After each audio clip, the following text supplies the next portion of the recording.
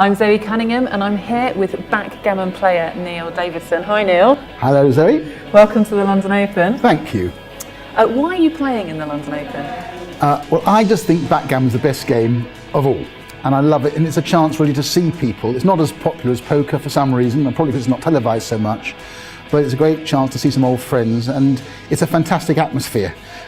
So it's really nice to be here. And where do you usually, you're London based, are you? Do you play a lot of backgammon in London, or do you play internationally? Well, to say I'm an international back is probably an overstatement, but I have been overseas to play backgammon, and I used to run this tournament in Zakynthos. So yeah, it's been part of my life since I was 17 years old. So it's been one of the best parts of my life. I've loved it. I play occasionally now. I actually play more poker than backgammon because there's more of that going on. But it's nothing like as good a game. I think backgammon is the best game, and this is a really big event in London, which I enjoy coming to because you get lots of people, lots of competition, and actually usually you get a good run for your money because you get lots of play. Do you think lots of backgammon players play poker and vice versa? I think they tend to go together.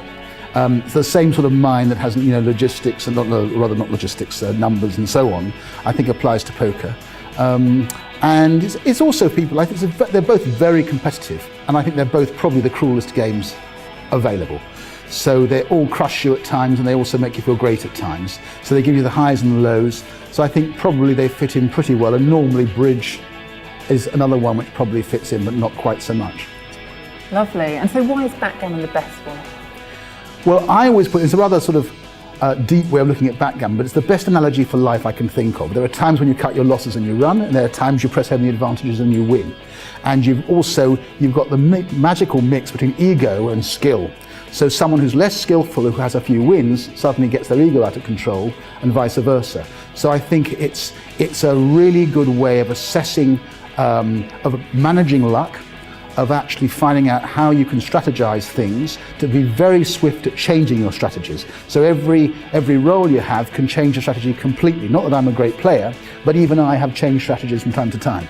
And it's also one of those games where you're never absolutely sure you can win until the very last moment. So I've had games where I've had one man to go, I've been hit at the last moment, and another person's got all 15 men off before I've got my last man off. So it's incredible reverses of fortune. It's very competitive, but hopefully friendly competition most of the time. And there's also a world, to be honest with you, where there's lots of eccentrics. And I like that because it's part of my life. I enjoy meeting different people, eccentric people. It's different to business, and it's a refreshing change for me. Tell us about some of the biggest backgammon eccentrics then. Who's the most eccentric backgammon player? Well, I might make a few enemies here, but there was a person I remember when I first started, and we went to play in the World Championships at Monte Carlo.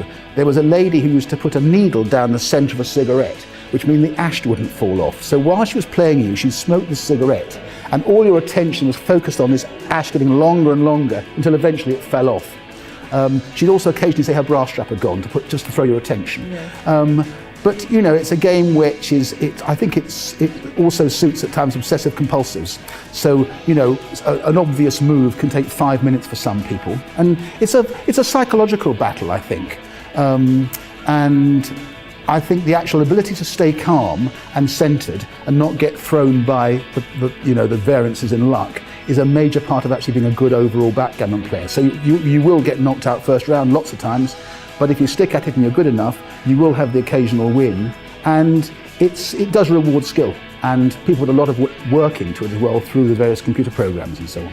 I think this psychological aspect is very interesting for backgammon. So what do you do to help yourself keep on top of it psychologically while you're playing?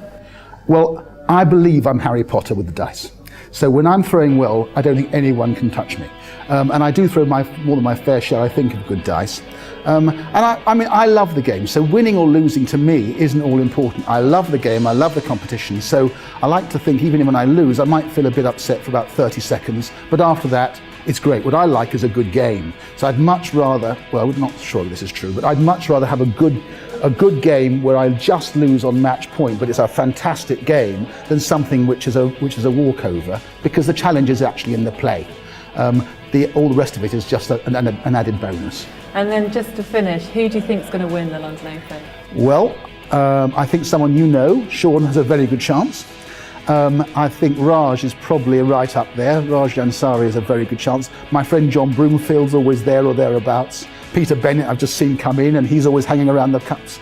So, I mean, there's a lot of very good players here, and I think there's probably, and it'll probably be someone we haven't even thought about who wins it. So I'm really looking forward to it. Thank you very much, Neil, and best of luck. Thank you very much.